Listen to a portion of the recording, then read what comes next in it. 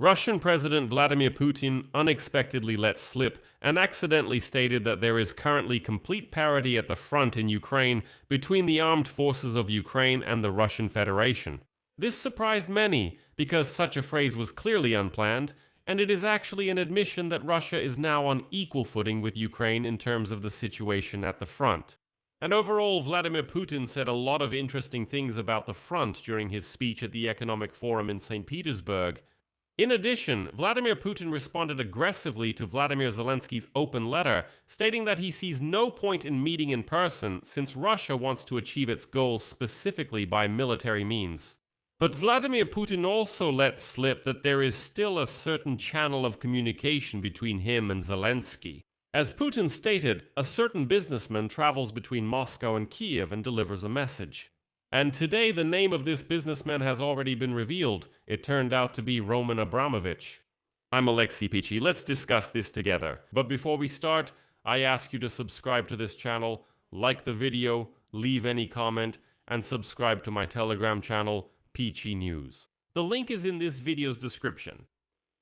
So, at the forum in St. Petersburg, Vladimir Putin said a lot of interesting things, but as a rule, all his words were just propaganda talking points. But in some moments, Vladimir Putin unexpectedly let something slip.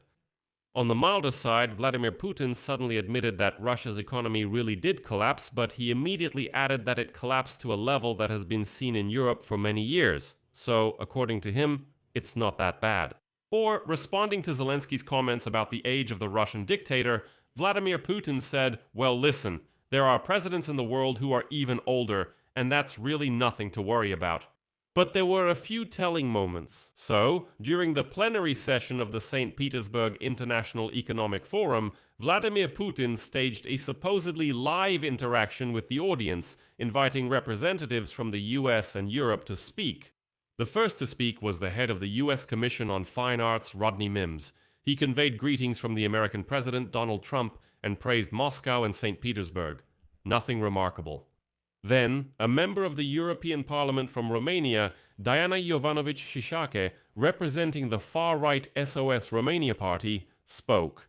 She stated that Vladimir Putin's achievements should be a lesson for the entire European Union and so on. Well, I'll just remind you that back home, Cicșache is facing charges, criminal cases under 11 articles including Holocaust denial and glorification of war criminals.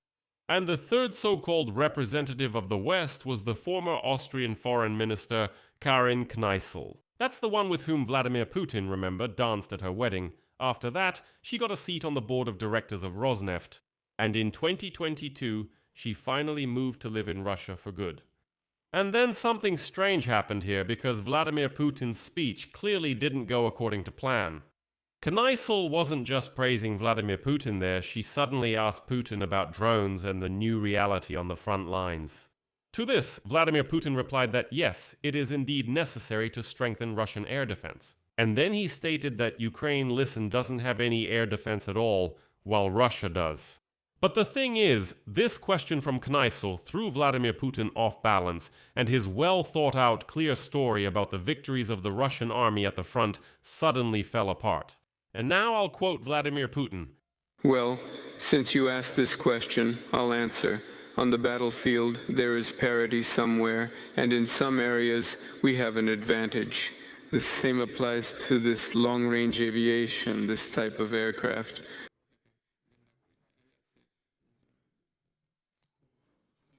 After all, it wouldn't pose such a big threat if the appropriate decisions were made in time and the necessary capabilities were increased.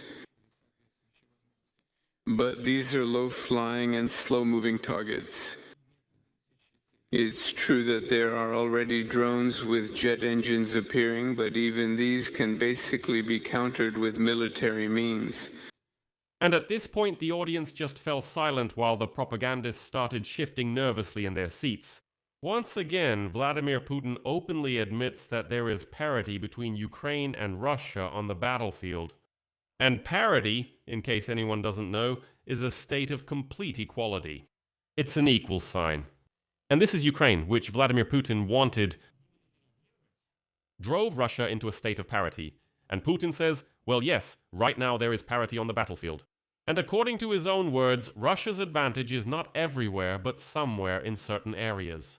Although just yesterday, according to Vladimir Putin himself, Russia was advancing in all directions and moving forward everywhere. Moreover, Vladimir Putin admitted that Ukrainian drones are hitting Russia very hard, but so far, it can't do anything about it. That's why he says that if decisions had been made on time, there wouldn't have been such damage. But let me remind you, who has been making absolutely all the decisions in Russia for the last 26 years? It's Vladimir Putin. And Vladimir Putin says, well, yes, we didn't make some appropriate decisions on time. Well, apparently Vladimir Putin himself realized that he said too much, so he switched to commenting on Zelensky's open letter. Just like a real thug from a St. Petersburg alley to lash out at his opponent. But something in that letter really got to Putin. Of course, he tried to brag, smile, make jokes, but no. For example, Putin says, "There are still a few things I'd like to point out. He, meaning Zelensky, mentioned my age. Well, what can I say? Everyone should think about age. Some politicians are even older than me, but the main thing is not age, but capability and ability to work." So, Vladimir Putin is still bothered by the fact that he's already an old man, he's already frail. Compared to Zelensky, he's a frail old man, and that got to him. Putin also stated that Zelensky's letter contains elements of rudeness. According to him, the purpose of this letter is to create conditions that would make their meeting impossible. However, the Russian dictator himself says that he does not intend to meet with Zelensky. Quote, "I don't see any point in us meeting. The Ukrainian side's goal is to stop our offensive, but we need agreements. Before meeting with Zelensky, a solution to the conflict needs to be found. Russia will seek the denazification of Ukraine." Well, I won't fully comment on Vladimir Putin's response there. He said at the beginning, like, yeah, what's that letter? It's just a piece of paper. Peskov slipped me that piece of paper. But his entire response to that piece of paper took more than 10 minutes just for the record. He talked for over 10 minutes about a piece of paper that appeared, but he ignored it entirely. But I should note that, according to the Russian dictator, a certain Russian businessman met with Volodymyr Zelensky in Kyiv on May 21, and Putin claimed that the president of Ukraine supposedly told the businessman that he wanted a personal meeting with the head of the Russian Federation. And this is interesting. Today, Ukrainian MP Oleksiy Honcharenko stated that based on information he has, Russian businessman Roman Abramovich met with President of Ukraine Zelensky in Kyiv on May 21. Russian media also hinted that it was Abramovich who delivered the message from Kyiv to Moscow. I should remind you that in spring 2022, Abramovich personally attended the Russia-Ukraine negotiations in Istanbul. The Kremlin indicated that he was involved in facilitating certain contacts between Moscow and Kyiv, but he was not an official member of the Russian delegation. In Kyiv, Abramovich was called an extremely effective mediator between Russia and Ukraine. And now we see his name coming up again in the alleged negotiations between Ukraine and Russia. Already in 2023, there were reports that Vladimir Putin allegedly granted Abramovich by a secret decree the status of official representative of Russia in negotiations with the United States of America on resolving the war against Ukraine. And although Abramovich himself denied this, for some unclear reason at the time, the US did not impose sanctions against Abramovich himself, even though other Russian oligarchs were sanctioned.